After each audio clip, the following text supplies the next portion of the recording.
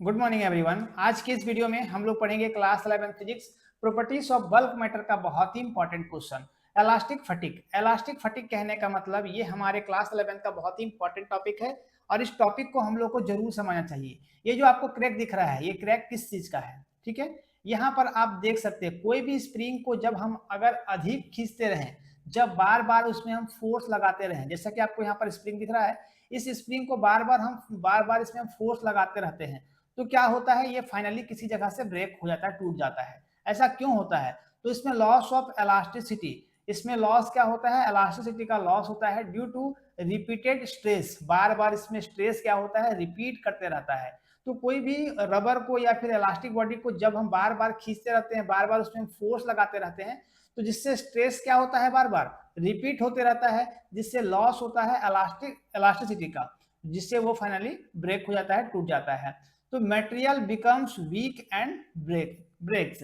जब हम किसी भी इलास्टिक बॉडी में लगातार कंटिन्यूअस फोर्स लगाते रहते हैं, तो वो क्या होता है? वीक हो जाता है, कमजोर हो जाता है और ब्रेक होता है, टूट भी जाता है ना।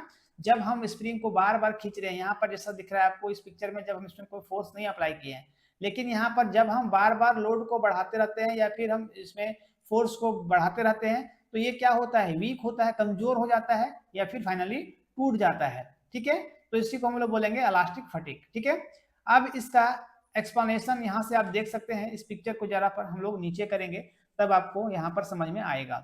यहाँ पर फर्स्ट नंबर में आपको क्या दिख रहा है? Repeated stress. स्ट्रेस क्या होता है? बार बार रिपीट होते रहता है। देखिए, जब हम इलास्टिक बॉडी में बार बार उसको उसमें फोर्स लगाते हैं या फिर लोड को बढ़ाते रहते हैं, घटाते रहते हैं, उससे क्या होता है? इसके अंदर में इंटरनल क्रैक्स फ्रॉम, जिसके अंदर में इंटरनल, अंदर से इसके अंदर में क्या आता है? क्रैक आता है और ये फाइनली वीक हो जाता है, कमजोर हो जाता है या फिर टूट जाता है। ठीक है, लीड्स टू फेलियर। ये और क्या दिखाता है? लीड्स टू फेलियर को दिखाता है, जो ये फाइनली टूट जाता है ना।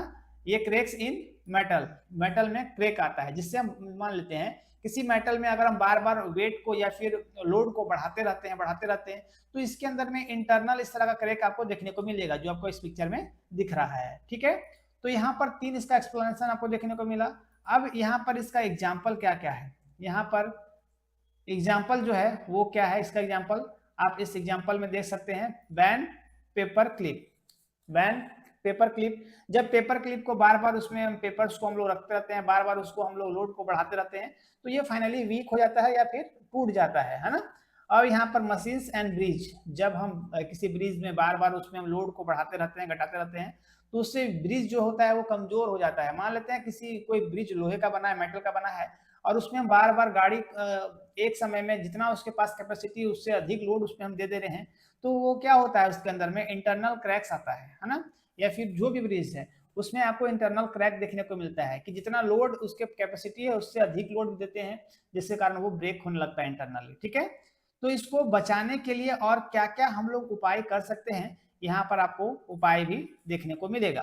तो यहाँ पर प्रिवेंशन, अगला जो हेडिंग है वहां पर आप हेडिंग दोगे। इसको हम लोग प्रिवेंशन कहने का मतलब, इसको हम कैसे बचा सकते हैं, हमको क्या क्या यूज करना है जिससे हम कोई ब्रिज को टूटने से बचा सकते हैं या फिर उसको सुरक्षित रख सकते हैं। तो यहाँ पर सबसे पहला है यूज स्ट्रॉन्गर मटेरियल्स। हमको स्ट्रॉन्गर मटेरियल्स को यूज करना है ना। जो स्ट्रॉन्ग होगा, मजबूत होगा, उस तरह का मटेरियल हमको यूज करना होगा। Avoid repeated loading, repeated loading को अवॉइड करना होगा, छोड़ना होगा, है ना। जो बार बार उसमें जो हम लोग लोड देते रहते हैं उस चीज को कम करना होगा। आखिरी जो पॉइंट है रेगुलर इंस्पेक्शन, इसको रेगुलर इंस्पेक्शन करना पड़ेगा, जैसे कि इसको किसी ब्रिज को रेगुलर आपको चेक करना पड़ेगा कि कहीं से क्रैक तो नहीं आया है, तो उस क्रैक को आने से आपको उसको लोड को कम करना होगा या फिर उसमें हमको रिपेयरिंग करते रहना होगा। मतलब रेगुलर इंस्पेक्शन आपको देखना, देख रेख उसको करते रहना पड़ेगा। आप चाहोगे तो यहाँ पर स्ट्रेस और नंबर ऑफ साइकिल्स, इसका आप ये पिक्चर जो है वो ग्राफ जो है, ग्राफ से इसको दिखा सकते हो। इसको हम लोग बोलेंगे फटिग्यू फेलियर्स। जब धीरे धीरे देखिए, जब हम स्ट्रेस को बढ़ाते जाते हैं तो हम उसके अंदर इंटरनली क्रैक्स आपको देखने को मिलता है। तो यहाँ पर आप इस वीडियो के अंदर में क्या पढ़े? इलास्टिक फटिग के बारे में। तो इस तरह का जो वीडियो है हमारे चैनल पर रेगुलर अपडेट आपको देखने को मिलता है। साथ ही साथ आपको एक क्लास 11 का प्रॉपर आपको डिटेल में आपको हर एक टॉपिक को पढ़ाया गया है।